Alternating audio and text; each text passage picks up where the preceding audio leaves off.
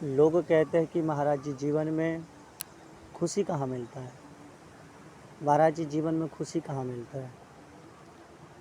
तो देखो भाई, खुशी तो आपको तब मिलेगा जब आपका इच्छा जो होता है ना उसका मात्रा कम होगा। क्योंकि आपने तो अपने जीवन में एक इच्छा पूरा नहीं होता है कि दूसरे इच्छा को आप अपने जीवन में आने का निमंत्रण दे देते हो। अब दोनों इच्छाओं को एक बार पूरा करने के लिए आप एक साथ चलते हो। पहली इच्छा के बारे में कुछ समय प्राप्त करने की चेष्टा करते हो, कठिन लगता है, छोड़ देते हो।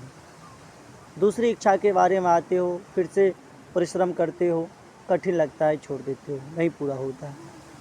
तंग होते हो, निराश हो जाते हो। निराश होने के बाद आप सोचते हो कि हमसे नहीं होने वाला। फिर महाराज तीसरा इच्छा उत्पन्न हो गया। तीसरी इच्छा को प्राप्त करने के लिए आप पूरे जोर को लगाते हो, लेकिन वो भी इच्छा पूरा नहीं होता है।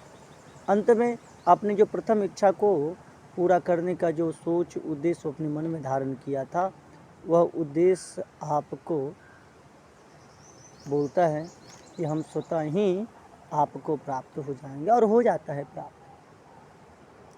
तो महाराज कहने का भाव ये है कि आपके जीवन में जो भी कुछ प्राप्त होता है वो आप प्राप्त नहीं करते हो, आप उसके लिए केवल कल्पना मात्र करते हो कि यह वस्तु मैं प्राप्त कर लूँगा, इस वस्तु का मुझे ही उपयोग है। बस ऐसा मैं कल्पना करता हूँ, वस्तु देने वाले तो कोई और हैं।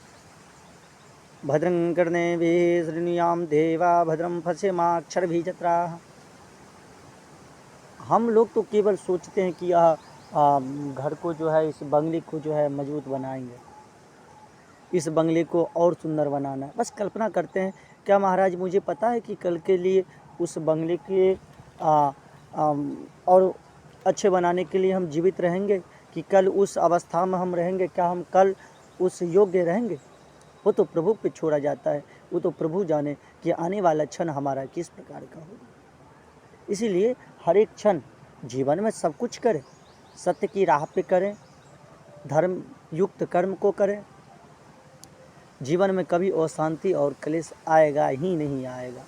लेकिन लोग क्या करते हैं, सो महाराज मानते हैं कि जो करता तो मैं ही हूँ, तो इसका भोक्ता भी मैं भी बनूंगा। अरे प्रभु को तो आप निकाल ही देते हो, क्योंकि जिस प्रभु ने आपको सब कुछ दिया, एक समय आप कुछ भी नहीं थे, आपके अंदर बल भी नहीं था, आपके अंदर शब्द उच्चारण का शक्ति भी नहीं था, लेकिन प्रभु ने सब कुछ दिया। इसीलिए प्रभु हमारे श्री गोविंद के श्री चरणों में अपने ध्यान को लगाओ, सर्वस्व संसार का साधन प्राप्त होगा, सर्वस्व प्रकार का सुख प्राप्त होगा, और अंतगत्वा मरना उपरांत हमारे प्रभु श्री गोविंद श्री हरि विष्णु परम परमात्मा का श्री चरणारविंदम प्राप्त होगा। तो जीव को वह कर्म करना चाहिए जिस कर्म को करने से उनके जीवन में सार्थकता को प्राप्ति हो।